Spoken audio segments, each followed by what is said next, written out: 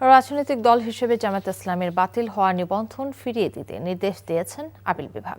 নির্বাচন কমিশনকে অবিলম্বে এই নির্দেশনা বাস্তবায়ন করতে বলা হয়েছে। তবে দলটির প্রতীক দাঁড়িপাল্লার বিষয়ে কোনো আদেশ দেননি আদালত।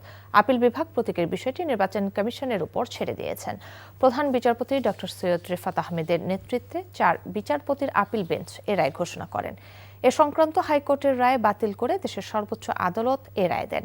রাজনৈতিক দল হিসেবে জামায়াতকে নির্বাচন কমিশনের দেয়া নিবন্ধনের বৈধতা চ্যালেঞ্জ করে 2009 সালে রিট করেন সৈয়দ রেজাউল হক চাঁদপুরী সহ 25 ব্যক্তি।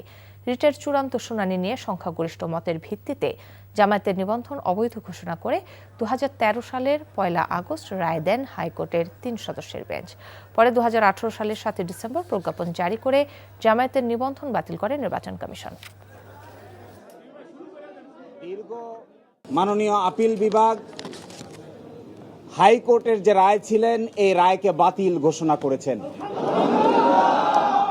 এবং ইলেকশন কমিশনকে নির্দেশনা দিয়েছেন বাংলাদেশ জামায়াতে ইসলামীর রেজিস্ট্রেশন এবং অন্য যে সকল ইস্যু ইলেকশন কমিশনের সামনে আছে বা আসবে সেগুলো যেন দ্রুতই নিষ্পত্তি করেন।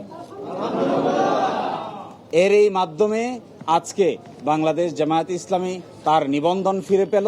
জামাতের রেজিস্ট্রেশন বৈধই ছিল, বহাল ছিল 2013 সাল পর্যন্ত, এবং 2013 সাল পর্যন্ত ইলেকশন কমিশন ওনাদের জামাত ইসলামের কনস্টিটিউশনের উপরে একটা পর্যালোচনা করছিলেন। ওই পর্যালোচনা স্টেজে ওটা স্টে হয়ে গিয়েছিল।